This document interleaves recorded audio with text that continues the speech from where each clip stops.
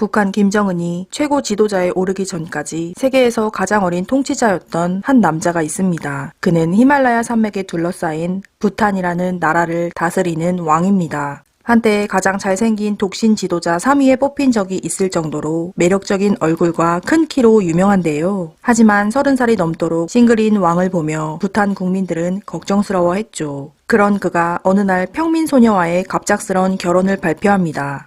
동양미를 물씬 뽐내는 아름다운 신부, 결혼 후 부탄 국왕 내외는 동양의 윌리엄 케이트로 불리고 있죠. 국가의 사전 허락 없이는 외국 관광객이 절대 입국할 수 없는 그곳, 세상에서 가장 행복한 나라라고 불리는 미지의 세계 은둔의 왕국 부탄과 국민들의 절대적인 지지를 받는 부탄 왕과 왕비에 대해 이야기해 보겠습니다. 히말라야 동부에 위치한 내륙 국가 부탄. 히말라야 산맥을 경계로 위로는 중국령 티베트 자치구, 아래로는 인도에 둘러싸여 있습니다. 독립국가였던 티베트가 중국에 의해 강제 병합된 걸 본 부탄은 중국의 침공으로부터 나라를 지키기 위해 현재까지도 친인도 성향의 태도를 취하고 있죠.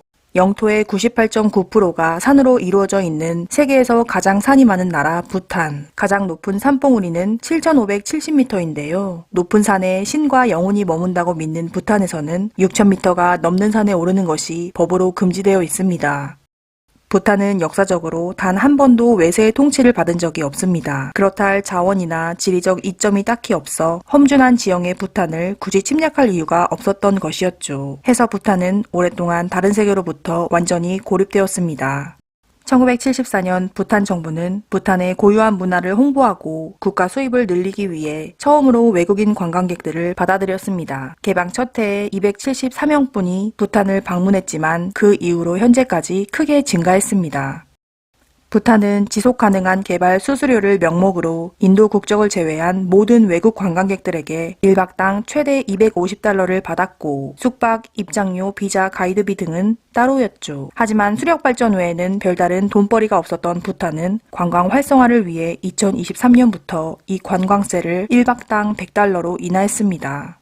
크다면 크다고 할 수 있는 이 돈은 부탄 지역사회와 고유 문화를 보존하기 위해 쓰인다고 합니다. 또한 부탄을 여행하는 관광객은 혼자 독립적으로 이곳저곳을 다닐 수 없고 반드시 국가에서 정식 교육을 받은 가이드와 동행해 여행할 수 있습니다. 큰 비용을 내고 부탄에 가는 이유는 단순히 가파른 산맥 속에 숨겨진 은둔의 국가에 대한 호기심만은 아닌데요. 부탄은 아직 개발되지 않은 천혜의 자연이 있고 국민의 대부분이 믿고 있는 불교에 기반한 전통 행사나 절 등의 부탄에서만 볼 수 있는 문화유산이 감탄을 자아내기 때문입니다. 2000년대 초반의 부탄은 세계에서 가장 행복한 나라로 알려졌는데요. 부탄의 선왕인 지금의 싱의 왕축은 국내 총생산인 GDP 대신 국민 총행복인 GNH를 만들어 국민의 행복을 최우선으로 강조하는 정치를 펼쳤습니다. 하지만 세계 제1의 행복 국가라는 것은 오보였다고 알려졌고 현재는 부탄의 행복도가 많이 떨어졌죠. 그 이유에 대해서는 외부 세계와 단절된 고립된 사회였다가 개방이 되자 매체를 통해 바깥 생활에 대해 알게 된 부탄인들이 자신의 열악한 삶과 비교를 하고 좌절을 느껴 행복도가 확 줄었다는 분석이 있습니다. 부탄은 왕이 국가원수이며 의회 형태의 정부를 갖춘 입헌 군주제입니다. 현재 국왕인 지금의 캐사르 남기엘 왕축은 부탄의 5대 왕으로 2008년부터 정식 재위했는데요. 아버지가 예상보다 이른 은퇴를 했고 28세였던 꽤나 젊은 아들에게 왕위를 물려주어 지금의 캐사르 남기엘 왕은 즉위 당시 최연소 국가 원수였습니다. 하지만 추후에 2011년 북한 김정은이 27살의 원수 자리에 올라 이 기록을 깼죠. 아버지 지금의 신계 왕축과 세 번째 부인 사이에서 태어난 지금의 캐사르 남기엘은 왕의 10명의 자식 중 누나 다음으로 두 번째 자식이고 그는 가족회의를 통해 다른 형제 자매들 그리고 어머니들의 지지를 받고 만장일치로 차기 왕으로 뽑혔습니다. 이토록 왕후들과 왕의 자식들이 모두 사이가 좋고 왕권 다툼이 없는 데는 재미있는 사연이 있는데요. 일부 다처제가 허용되는 부탄이지만 선왕인 지금의 신계 왕축만이 그것을 실현하였습니다. 젊은 시절에 그는 한 여자와 결혼을 앞두고 있었는데 그녀는 네 자매의 맏언니였습니다. 하지만 그녀는 자신과 더불어 여동생 3명과도 모두 결혼해달라고 청했고 설득 끝에 왕이 이를 받아들여 한 번의 결혼으로 4명의 부인을 얻었죠. 왕은 결혼 후 4명의 왕후들에게 골고루 사랑을 주었고 자매들 간의 갈등이나 부부싸움이 거의 없었다고 합니다. 현재까지 그녀들은 부탄의 다양한 문화, 자선사업 등에 기여하는 역할을 하고 있습니다. 지금의 캣사르 남길 왕은 남성 평균 키가 164cm인 부탄에서 180의 큰 신장과 잘생긴 얼굴로 부탄뿐만 아니라 외국에서도 인기가 많습니다. 늘 국민들을 위한 정치에 앞장섰던 왕. 일례로 아직 의료 수준은 미흡하나 무료 의료 서비스를 제공하고 농민들에게 왕실 소유 토지를 배분했는데요. 뿐만 아니라 학교 교육의 중요성을 강조하고 장학금 제도를 10분 발휘해 우수한 학생들은 유학을 보내줍니다. 그리고 무엇보다 아버지 때부터 행해졌던 민주정치에 대한 노력을 이어받아 지방정부, 상원 하원을 설립하고 지방선거를 치르는 등 부탄에 민주주의가 정착할 수 있도록 힘썼습니다. 민주주의로 인해 왕권이 약해지는 것은 당연한 수순임에도 국왕이 민주주의에 열을 올리는 이유는 혹여나 후대에 자신의 권력을 이용해 폭군 정치를 하는 왕을 견제하기 위함이죠. 차가 닿지 않는 곳에 배낭 하나 메고 직접 두 발로 찾아가 오지에 있는 국민들을 만나 그들의 이야기를 듣는 자상한 왕, 지금의 케사르 남기의 왕축. 전세계 독신 지도자 중 가장 매력적인 배우 작감 3위였던 그는 갑자기 어느 날 결혼 선언을 합니다. 부탄 남자의 평균 결혼 정년기가 25.4세인데 왕이 30살이 되도록 싱글로 지내자 많은 국민들은 그의 남성성을 의심하며 걱정을 했습니다. 그러던 2011년 5월 왕의 나이 31살에 약혼을 발표하고 그의 10월에 소박한 결혼식을 올립니다. 왕비가 될 소녀의 이름은 제선 페마. 결혼 당시 그녀는 왕보다 10살 어린 21살이었고 왕족이 아닌 평민이었죠. 제선 페마. 그녀는 현재 세계에서 가장 어린 여왕입니다. 애니메이션에서 막 튀어나온 듯한 고급스러운 동양미를 가진 기품 있는 얼굴과 히말라야 산맥과 잘 어울리는 전통적으로 치러진 아름다운 결혼식은 작은 부탄 왕국을 전 세계에 알리는 계기 중 하나였습니다. 1990년도에 태어난 제선 페마는 5남매 중 둘째로 평민이라 칭했지만 왕족이 아니라 그렇게 말할 뿐이지 문자 그대로 평범한 집안은 아닙니다. 아버지는 국영항공사의 파일럿이었고 어머니는 부탄에서 가장 오래된 귀족 가문 출신이죠. 제선 페마는 부탄과 인도에서 중고등 교육을 받았고 런던 리젠트 대학에서 국제관계학을 공부했습니다. 영어, 힌디어 등 외국어에도 능통하며 학창시절에는 농구부와 학교 밴드에 들었던 활동적인 소녀였죠.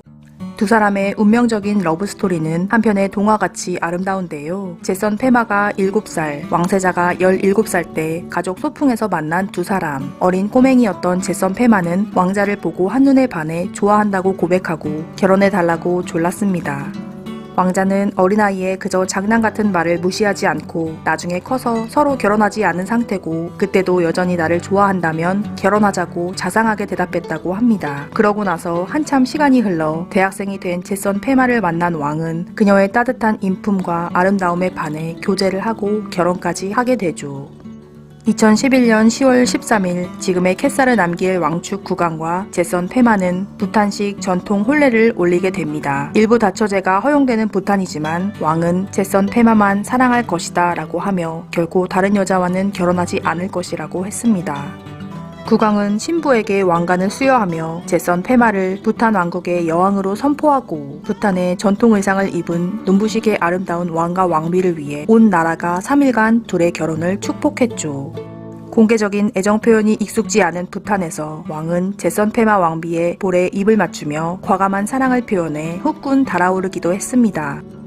결혼식 후 부탄 국왕과 왕비는 특별 호화 열차를 타고 9일 동안 인도 곳곳의 아름다운 곳들을 다녔고 도중에 인도 고위 인사들도 만나며 신혼여행도 나랏일의 연장으로 임했습니다. 대를 이을 왕세자를 낳는 것도 왕과 왕비의 의무 중 하나지만 왕이 결혼한 지 몇 년이 지나도 아이 소식이 없자 왕실 안팎에서는 속을 태웠죠. 그러던 중 결혼한 지 5년 만인 2016년 제선 페마 왕비는 출산을 합니다. 첫 아이는 남자아이로 왕자는 단숨에 귀여움의 아이콘이 되며 부탄인들의 인기를 한몸에 얻었죠. 이후로 4년 뒤 2020년 둘째 왕자를 출산하고 작년 2023년에 셋째이자 공주를 낳아 현재까지 슬하에 2남 1녀를 두었습니다. 제선 페마 왕비는 세계 여러 행사에 남편 지금의 캣사르 국왕과 동행하고 UN 환경계획의 오존 대사로 활동하며 적극적인 대외 활동을 합니다. 굵직한 정물을 보는 것이 국왕이라면 제선 페마는 여성과 아이들을 위한 모자 병원을 설립하여 후원하고 환경오염으로부터 부탄을 지키기 위해 국제 무대에서 연설을 하는 등 국민들을 더 세심하게 케어하는 역할을 합니다. 부탄의 길거리를 걷다 보면 심심치 않게 볼 수 있는 그림이 있습니다. 바로 남근상인데요. 부탄에서 남근은 다산과 행운의 상징으로 집과 사원에 담벼락에 많이 그려져 있습니다. 대표적으로 남근을 우상시하는 치미 락항 사원에 가면 나무를 깎아 만든 수백 개의 남근 장식이 있고 이곳에 계신 스님의 축복을 받은 부부는 다산과 행복을 누릴 수 있다고 믿고 있죠.